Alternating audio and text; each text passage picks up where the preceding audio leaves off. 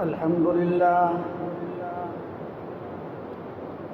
لله وكفى وسلام على عباده الذين اصطفى خصوصا على سيد الورى محمد المصطفى وعلى آله التقى وأصحابه النقى الذين هم معيار الإيمان والهدى. أما بعد فأعوذ بالله من الشيطان الرجيم. بسم الله الرحمن الرحيم. وإذا حييتم بتحية فحيوا بأحسن منها أو ردوها إن الله كان على كل شيء حسيبا. وقال تبارك وتعالى في مقام آخر: فإذا دخلتم بيوتا فسلموا على أنفسكم تحية من عند الله مباركة طيبة. قال النبي صلى الله تبارك وتعالى عليه وسلم: أفضل أعمال الإسلام أن تطعم الطعام وتقرأ السلام على من عرفت ومن لم تعرف، أو كما قال النبي صلى الله تبارك وتعالى عليه وسلم. صدق الله العلي العظيم وصدق رسوله النبي الكريم، ونحن على ذلك لمن الشاهدين والشاكرين، والحمد لله رب العالمين.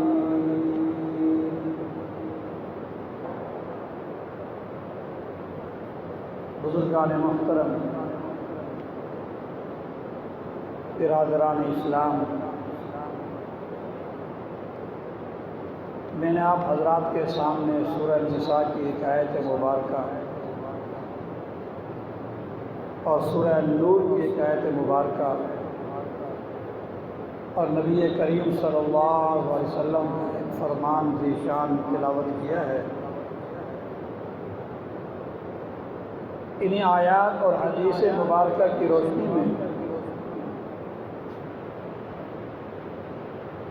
چند معروضات کا آپس میں مذاکرہ کرنا ہے.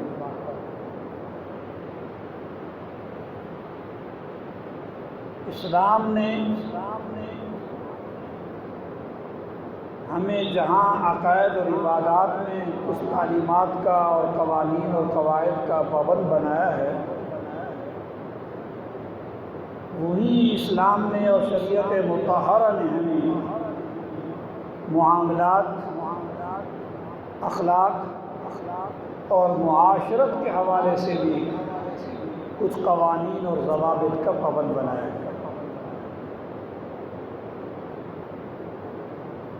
میں نے جو آیت مبارکہ اور حدیث مبارکہ جو آپ کے سامنے پڑھی ہے، اس کا تعلق معاشرتی زندگی سے ہے. معاشرت کا مطلب ہوتا ہے آپس کا میل جول، کہ دو آدمی آپس میں مل کر کیسے رہیں، ایک محلے میں کیسے رہنا ہے، ایک مسلمان کے دوسرے مسلمان پر کیا حقوق ہیں اور ایک انسان کے دوسرے انسان پر کیا حقوق ہیں، ان کی ادائیگی کا نام معاشرت ہے. اسلام صرف حقوق اللہ کی ادائیگی کا نام نہیں، بلکہ اسلام حقوق العباد کی ادائیگی بھی اسلام کے اندر بہت ضروری ہے. بلکہ علماء کرام لکھتے ہیں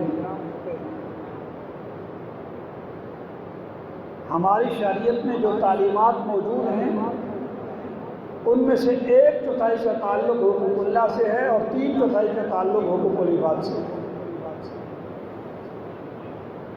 مثلا نماز ہے، یہ حقوق اللہ ہے، اس کے متعلق اجمالی احکام، اجمالی طور پر تو حکم دیا گیا کہ نماز قائم کرو، لیکن اس کی تفصیلات اور جزیات کو اللہ تبارک و تعالیٰ نے خود بیان نہیں کیا۔ لیکن جو معاشرتی احکام ہیں اللہ پاک نے صرف ان کا اجمالی طور پر حکم نہیں دیا، بلکہ ان کی تفصیلات اور جزیات کو بھی اللہ تبارک و تعالیٰ نے خود بیان کیا۔ سورہ حجرات پوری کی پوری سورت جو ہے وہ معاشرتی احکام سے متعلق ہے، سورہ نور پوری کی سورت معاشرتی احکام کے متعلق ہے۔ یہ ایک سلام لے جس کا تعلق معاشرتی زندگی سے ہے، سلام، پورے کے پورے رکوع اللہ تبارک و تعالیٰ اس بارے میں نازل کی۔ اس سے معاشرتی تعلیمات اور معاشرتی احکام کی اہمیت کا اندازہ لگایا جا سکتا ہے کہ اللہ تبارک و تعالیٰ نے معاشرتی احکام سے متعلق تفصیلات اور جزیات کو خود بیان کیا۔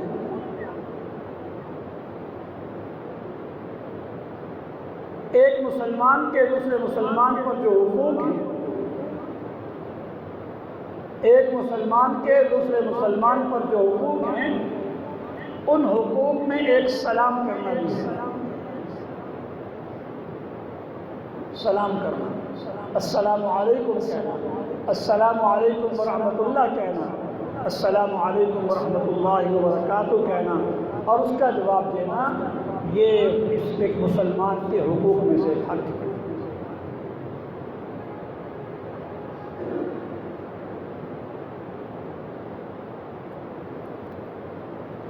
حدیث میں آتا ہے کہ السلام علیکم ورحمۃ اللہ کی ابتدا کیسے ہوئی؟ ابو داؤد شریف کی حدیث ہے،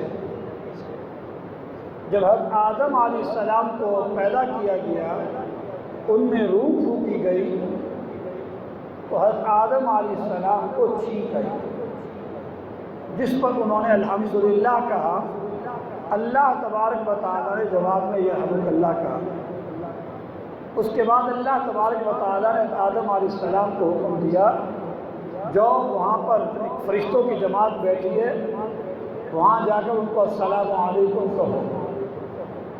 حضرت آدم علیہ السلام نے اللہ تبارک و تعالیٰ کے حکم سے وہاں جا کر السلام علیکم کہا تو فرشتوں کی جو جماعت وہاں موجود تھی، بیٹھی تھی، انہوں نے جواب میں وعلیکم السلام ورحمۃ اللہ کہا۔ اس طرح یہ السلام علیکم کی ابتدا ہوئی۔ واپس جب آدم علیہ السلام تشریف لے، اللہ تبارک و تعالیٰ نے پوچھا آپ نے کیا کہا؟ فرمایا کہ میں نے السلام علیکم کہا۔ انہوں نے کیا کہا جواب میں؟ انہوں نے وعلیکم السلام ورحمۃ اللہ کہا۔ فرمایا کہ آئندہ ہمیشہ کے لیے یہ آپ کا اور آپ کے بیٹوں کا تحیہ ہے، تحیہ۔ وَإِذَا حُيِّيتُم بِتَحِيَّةٍ، تحیہ کا اصل معنی ہوتا ہے کسی کو دعا دینا اس بات کی اللہ تجھے زندہ رکھے۔ تحیہ کا اصل معنی ہے کسی کو یہ دعا دینا حیاک اللہ، اللہ تجھے زندہ رکھے۔ اور اب جو ہے اس کا مطلب یہ ہے کہ ملاقات کے وقت میں ایک دوسرے کو السلام علیکم کہنا، یہ ہے تحیہ۔ ملاقات کے وقت میں ایک دوسرے کو دعا دینا، ملاقات کے وقت میں ایک دوسرے کو دعا دینا، یہ ہے تحیہ۔ وَإِذَا حُيِّيتُم بِتَحِيَّةٍ فَحَيُّوا بِأَحْسَنَ مِنْهَا أَوْ رُدُّوهَا، جب تمہیں ملاقات کے وقت میں دعا دی جائے، اب مفسرین اس کا معنی کیا، جب تمہیں ملاقات کے وقت میں السلام علیکم کہا جائے تو تمہاری ذمہ داری یہ ہے کہ تم بھی اسی کی طرح اس کو جواب دے دو، وعلیکم السلام کہہ دو، اس سے بہتر الفاظ کے ساتھ اسے تم بھی السلام علیکم کہہ دو۔ اس کی ابتدا پھر اس طرح ہوئی، حضرت آدم علیہ السلام نے فرشتوں کو جا کر السلام علیکم کہا تو فرشتوں نے جواب میں فرمایا وعلیکم السلام ورحمۃ اللہ۔ تو یہ سلام کی ابتدا، جس طرح قربانی کی ابتدا ابراہیم علیہ السلام سے ہوئی ہے، السلام علیکم کہنے کی ابتدا حضرت آدم علیہ السلام سے ہے۔ یہ تمام انبیاء علیہ السلام کی سنت ہے، یہ فرشتوں کی سنت ہے، تمام انبیاء علیہ السلام کی سنت۔ السلام علیکم کہنا، السلام علیکم ورحمۃ اللہ، السلام علیکم ورحمۃ اللہ وبرکاتہ۔ اور یہ بھی سنت ہے کہ جس طرح کسی نے پہل کر کے سلام کہا اسی طرح اس کو جواب دیا جائے، یا اس سے بہتر الفاظ میں اس کو جواب دیا جائے۔ اس سے السلام علیکم کہا، واپسی وعلیکم السلام تو بھی ٹھیک، وعلیکم السلام ورحمۃ اللہ تو بھی ٹھیک، وعلیکم السلام ورحمۃ اللہ وبرکاتہ۔ علماء نے لکھا ہے اس سے زیادہ الفاظ سنت نہیں ہے۔ بعض لوگ مغفرت ہو گیا رہتے ہیں، اس سے زیادہ الفاظ سنت نہیں ہے۔ سنت بس ببرکاتہ ہوتا ہے، سلام ببرکاتہ ہوتا ہے، اگرچہ حدیث میں مغفرت کے الفاظ بھی آتے ہیں لیکن فقہاء نے اس کو قبول نہیں کیا۔ وعلیکم السلام ورحمۃ اللہ وبرکاتہ بس۔ اور آج کل ہمارے ہاں جو ٹرینڈ بنا ہوا ہے، رواج بنا ہوا ہے، وہ گڈ مارننگ کا، گڈ ایوننگ کا۔ عرب کے اندر صباح الخیر، مساء الخیر، یہ سب الفاظ خلاف سنت، یہ سب الفاظ خلاف سنت۔ علماء لکھتے ہیں، مفسرین نے لکھا ہے کہ یہ جو ہم الفاظ بولتے ہیں گڈ مارننگ، گڈ ایوننگ، صباح الخیر، مساء الخیر، اس کے اندر اصل میں تو وقت کے اچھے ہونے کا ذکر ہے۔ صبح اچھی ہو، شام اچھی ہو، رات اچھی ہو، دن اچھا ہو، صبح کے اچھے ہونے کا ذکر ہے۔ ہاں، تعویل کر کے استعارے کے طور پر، ہماری اس طرح میں استعارہ کہتے ہیں، سادہ زبان کے اندر میں یوں سمجھا سکتا ہوں، اس کے اندر تعویل کر کے کہا جاتا ہے کہ بندے کے اچھے ہونے کی بھی دعا ہے۔ صباح الخیر، تیری صبح اچھی ہو، مساء الخیر، تیری شام اچھی ہو، گڈ ایوننگ، تیری شام اچھی ہو، تعویل کر کے۔ لیکن اس کے اندر صرف ایک شام کے اچھے ہونے کی دعا ہے، ایک صبح کے اچھے ہونے کی دعا ہے، گڈ نائٹ ایک رات کے اچھے ہونے کی دعا ہے۔ جبکہ انسان کی زندگی تو سال ہر سال پر محیط ہے، صرف چند گھنٹوں کے اچھے ہونے کی دعا ہے۔ اور السلام علیکم ورحمۃ اللہ وبرکاتہ یہ جملہ اسمیہ ہے، اس میں پوری زندگی کے اچھے ہونے کی دعا ہے۔ پہلی بات تو یہ کہ وہ الفاظ خلاف سنت ہے، خلاف سنت الفاظ میں کوئی برکت نہیں ہوتی، برکت سنت میں ہے۔ یہ ہمیں یہ عقیدہ بنانا چاہیے، ہمیں اپنی یہ فکر بنانی چاہیے، ہماری یہ نظریہ ہونا چاہیے کہ برکت سنت میں ہے، جو چیز سنت میں اس میں کوئی برکت نہیں ہے۔ انبیاء علیہ السلام کی سنت، ہمارے نبی صلی اللہ علیہ وسلم کی سنت، السلام علیکم کہنے میں ہے، السلام علیکم ورحمۃ اللہ کہنا ہے، السلام علیکم ورحمۃ اللہ وبرکاتہ، یہ ہمارے نبی کی سنت ہے۔ صرف ہمارے نبی کی سنت نہیں، تمام انبیاء کی سنت ہے، اور برکت سنت میں ہوتی ہے، اور جو اس کی سنت نہیں اس میں کوئی برکت نہیں، اس میں کوئی برکت نہیں۔ پھر ان الفاظ میں جو آج کل رواج بن چکا، ان میں ایک شام کے اچھے ہونے کا ذکر ہے، ایک صبح کے اچھے ہونے کا ذکر ہے، جبکہ السلام علیکم ورحمۃ اللہ وبرکاتہ میں پوری زندگی کے لیے سلامتی کی دعا ہے۔ صرف دنیا کی زندگی کے لیے نہیں بلکہ آخرت کی زندگی کے لیے سلامتی کی دعا ہے۔ سلامتی کی دعا بھی ہے، رحمت کی دعا بھی ہے، اور برکت کی دعا بھی ہے۔ اللہ کی تجھ پر سلامتیاں ہوں، دنیا کی زندگی میں بھی، آخرت کی زندگی میں بھی اللہ کی تجھ پر رحمت ہو، دنیا میں بھی آخرت میں بھی اللہ کی تجھ پر برکتیں ہوں، دنیا میں بھی اور آخرت میں بھی۔ لیکن ہم ایسے مرعوب ہیں کہ اغیار کے الفاظ کو ہم بڑا جلدی قبول کر لیتے ہیں۔ یہ مرعوبیت کی علامت ہے، یہ مرعوبیت کی علامت ہے۔ عرب کے اندر کوئی آدمی انگریزی بولنے والا ہو وہ بہت مرعوب ہوتے ہیں، بہت مرعوب ہوتے ہیں انگریزی۔ جو عربی بولے اس سے ہم مرعوب ہوتے ہیں، جو انگریزی ہمارے پاکستان میں بھی جو انگریزی بولے اس سے ہم مرعوب ہوتے ہیں، اس کا ہم بڑا احترام کرتے ہیں۔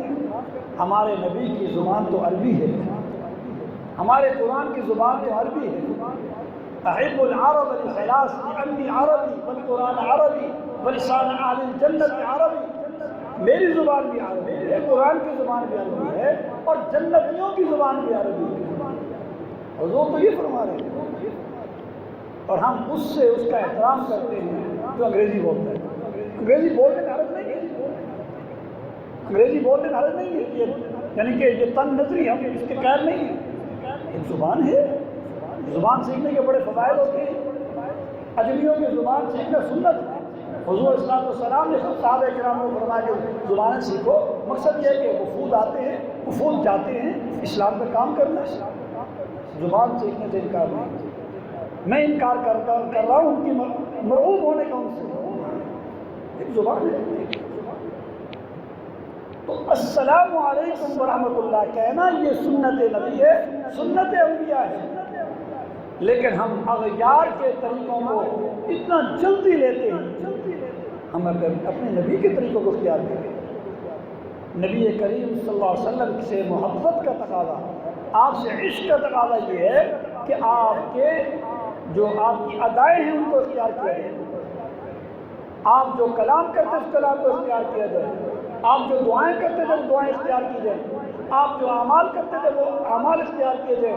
آپ کا جو ظاہر اور باطن تھا وہ اختیار کیا جائے. یہ ہے نبی کریم صلی اللہ علیہ وسلم سے سچی محبت. تو السلام علیکم ورحمۃ اللہ وبرکاتہ یہ دعائیں ہیں 3.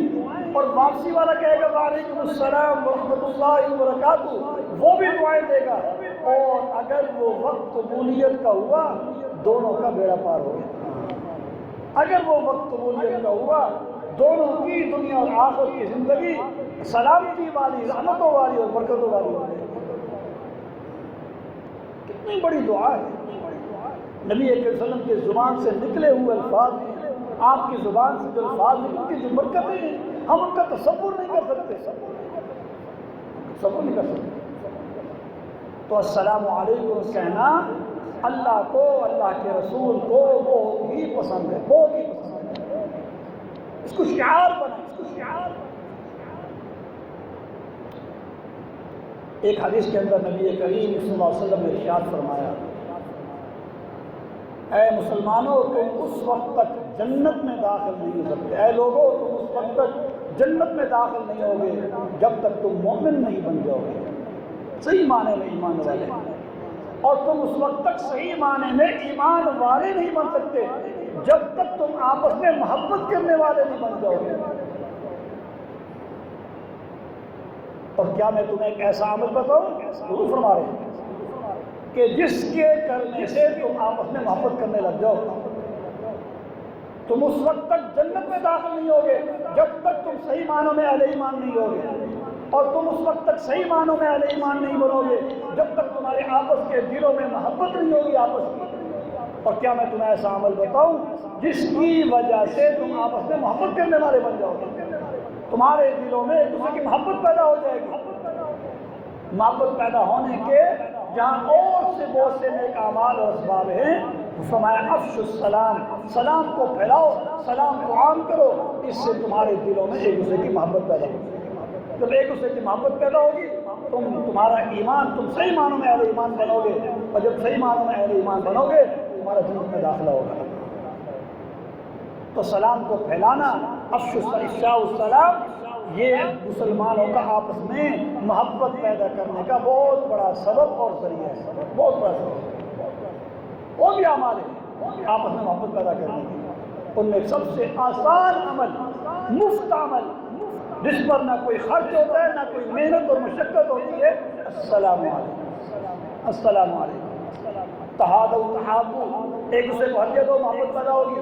ایک دوسرے کو تحفے دو محبت پیدا ہوگی. اس کے تو خرچ ہوتا ہے، گفٹ لینے کے لیے بازار بھی جانا پڑے گا، پیسے بھی خرچ کرنے پڑیں گے، مشقت بھی ہوگی. اور السلام علیکم کہنا چھوٹا سا جملہ ہے، نہ زبان پر کوئی مشقت ہے، نہ دل پر کوئی مشقت، اور نہ کوئی اس کے علاوہ کوئی خرچ. فرمایا کہ یہ آپس میں محبت کو عام کرنے کا، محبت پیدا کرنے کا یہ بہت آسان ذریعہ ہے.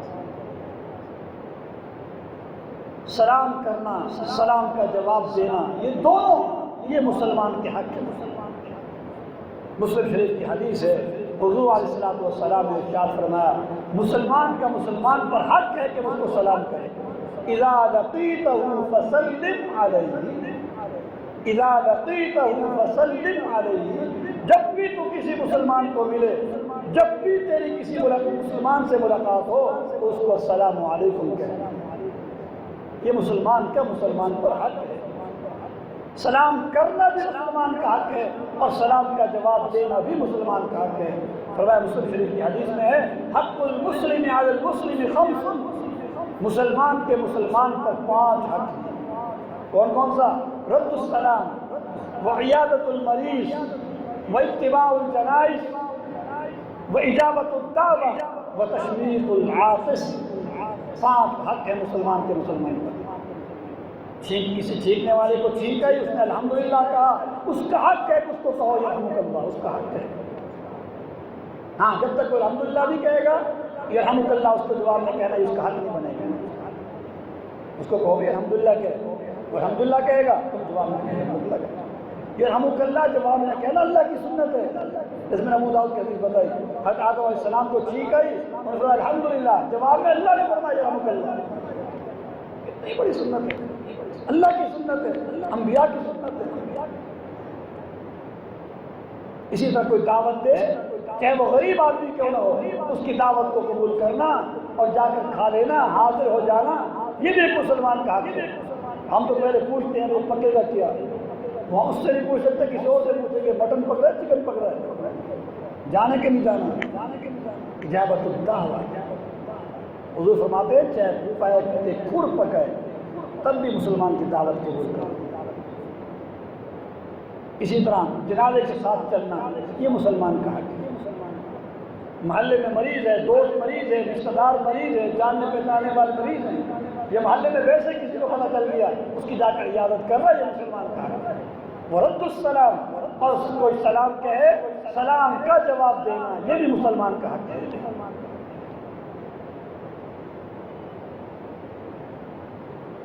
فرمایا کہ اس سلام اتنا اہمیت کا حامل ہے، جب 2 آدمی اچانک ملے السلام علیکم وعلیکم السلام کہو، پھر جا رہے اکٹھے جا رہے، اتفاق ایسا ہوا کہ ایک اس دروازے سے اور ایک اس دروازے سے، پھر آگے ملے پھر دوبارہ سلام کہو، اتفاق ایسا ہوا کہ درمیان میں درخت آ گیا، اتفاق ایسا ہوا درمیان میں دیوار آ گئی، درمیان میں بڑا پتھر آ گیا، میں جب دوبارہ پھر ملو تو السلام علیکم وعلیکم السلام۔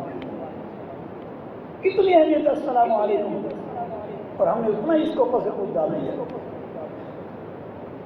جب بھی تم 2 ملو السلام علیکم کہو، پھر درمیان میں دیوار آ گئی، درمیان میں درخت آ گیا، درمیان میں حدیث کے الفاظ ہیں، درخت آ گیا، پتھر آ گیا، دیوار آ گئی، پھر دوبارہ ملے پھر دوبارہ السلام علیکم اور وعلیکم السلام۔ تو السلام علیکم کہنا یہ مسلمان کا حق ہے، اور جواب دینا یہ بھی مسلمان کا حق ہے۔ اور ایک حدیث کے اندر نبی کریم صلی اللہ علیہ وسلم نے ارشاد فرمایا، صحابہ نے پوچھا رسول اللہ ای الاعمال افضل، اسلام میں کون سا عمل افضل ہے؟ آپ پڑھیں فضائل اعمال پڑھتے رہتے ہیں، حضرت شیخ نبی رحمۃ اللہ اس کا جواب دیا، کئی موقعوں پر آپ نے کبھی کسی عمل کو افضل کہا، کسی عمل کو افضل کہا، آپ نے جس چیز کی کمی دیکھی تو اس کو افضل عمل کہا۔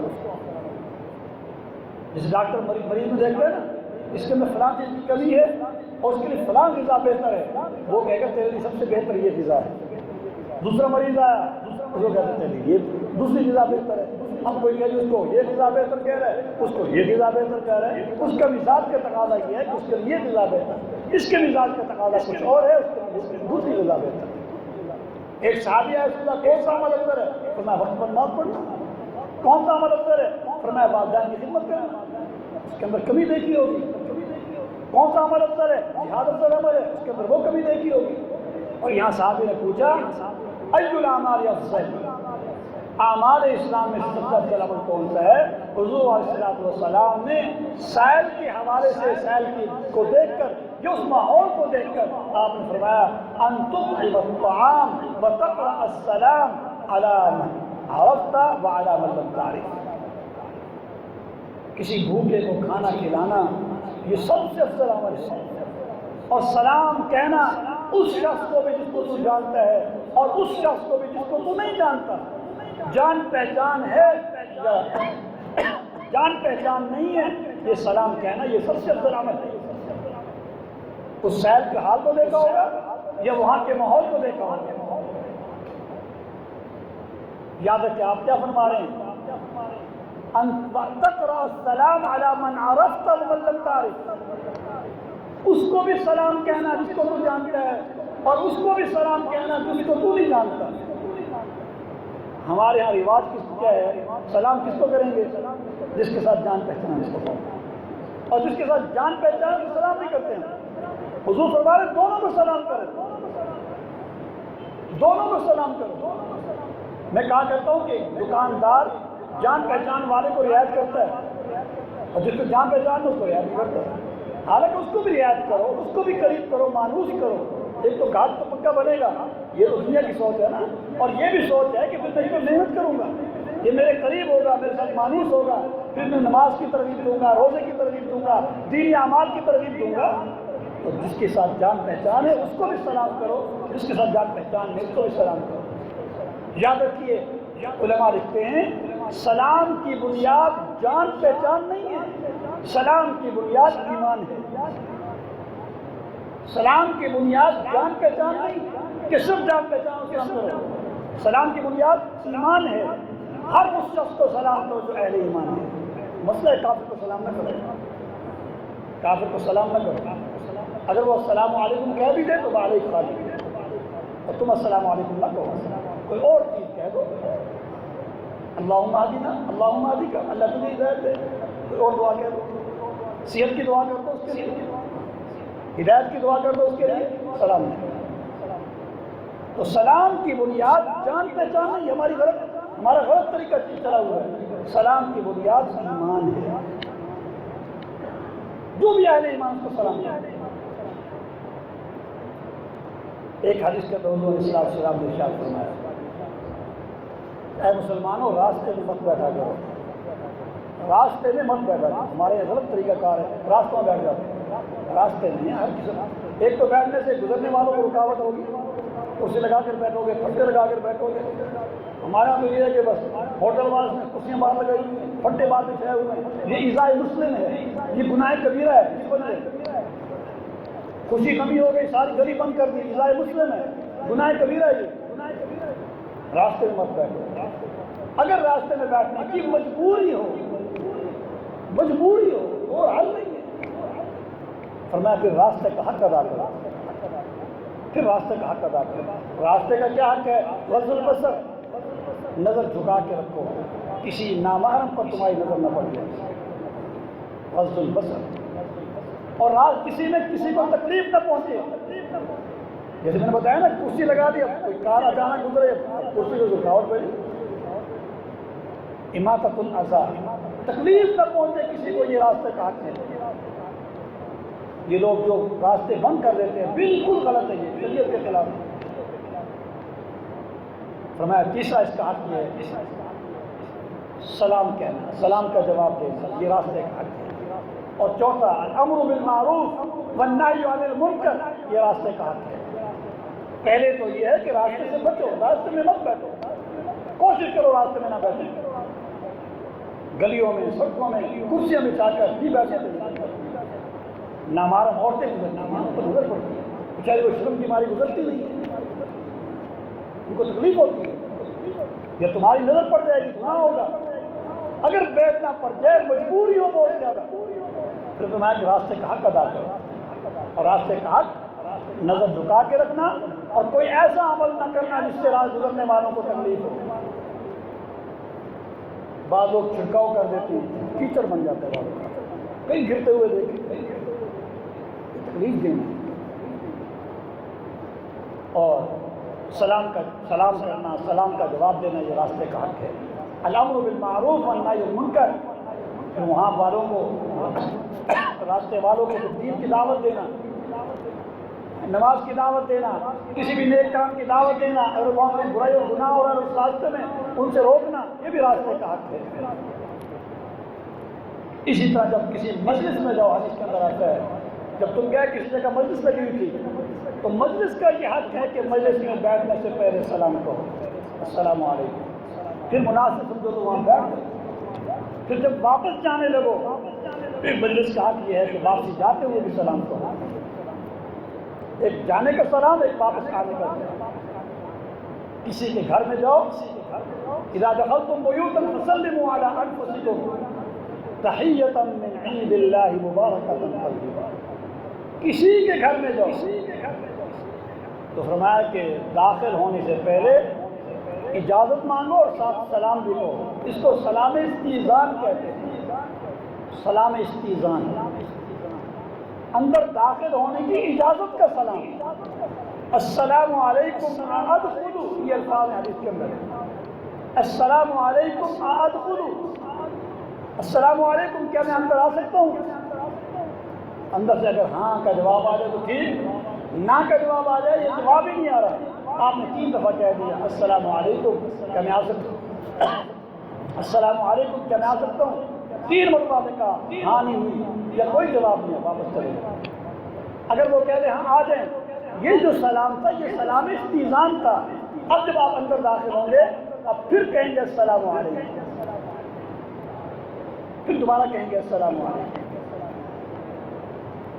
پھر جب وہاں سے واپس آئیں گے پھر رخصتی کا پھر سلام وداع ہوگا، السلام علیکم۔ تو یہ شروع میں 2 دفعہ کہیں گے، ایک سلام استئذان ہے اور پھر داخل ہونے کے بعد جو وہاں جا کر جو بھی سامنے ملے گا تو اس کو سلام کہیں گے السلام علیکم۔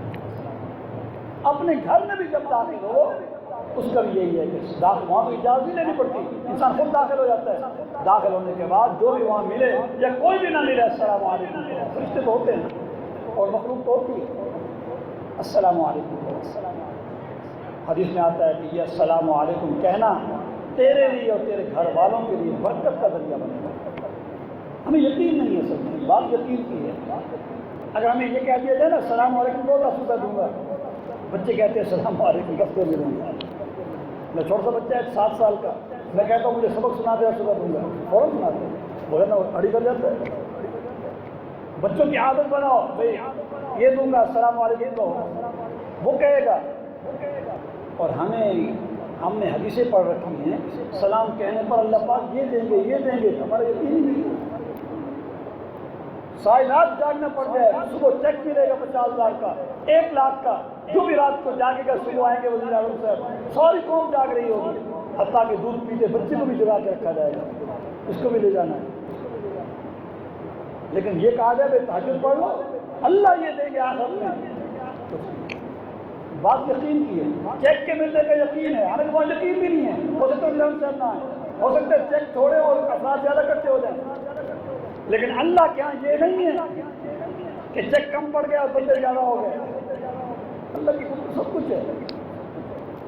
یقین جب پیدا انسان کی جب سوچ بدل جائے کہ مجھے اللہ دیں گے، اللہ کے یہ انعام ہے، اللہ دیں گے، مشکل سے مشکل کام آسان ہو جاتا ہے، اور السلام علیکم کہنا تو کوئی مشکل بھی نہیں ہے، کوئی مشکل نہیں ہے، السلام علیکم مختلف بات، اللہ کی کتنی برکت ہے، بات یقین کی ہے سماج، یاد رکھیے کسی بھی چھوٹے سے چھوٹے عمل کو چھوٹا نہ سمجھا جائے، لا تحقرن من المعروف شیئا، حضرت عائشہ صدیقہ رضی اللہ تعالیٰ عنہ فرماتی ہیں کسی نیکی کو چھوٹا نہ سمجھو، کسی نیکی کو چھوٹا نہ سمجھو، اخلاص پیدا کرنا، اخلاص جب پیدا ہو جائے اللہ کی رضا کے لیے کوئی بھی چھوٹے سے چھوٹا کام ہو اللہ اس کو قبول کرتے ہیں، اور ہو سکتا ہے اسی چھوٹے کام پر اللہ مغفرت فرماتے ہیں، کسی عمل کی وزن اور طاقت پیدا کرنے کے لیے اخلاص، بس بڑے سے بڑا کام ہو لیکن اخلاص نہ ہو اس کی کوئی حیثیت نہیں ہوتی، چھوٹے سے چھوٹا عمل ہو اخلاص پیدا ہو جائے اللہ کے اس کو بڑی وقت ہے۔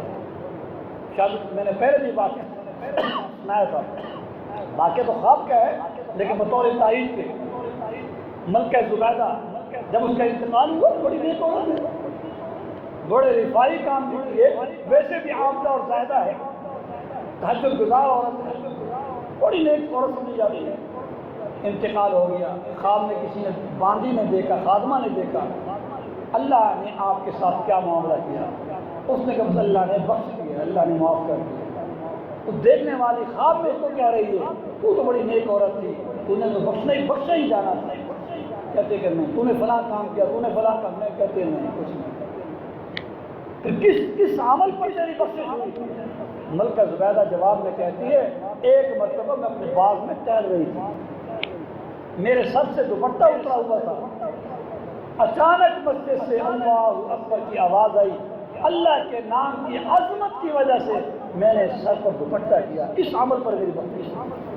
کیا عمل تھا؟ چھوٹا سا عمل. اس وقت کو کوئی نہیں دیکھ رہا تھا, کوئی بھی دیکھ رہا تھا اس کو, خالص اللہ کی رضا, دل میں اللہ کے نام کی عظمت آ گئی.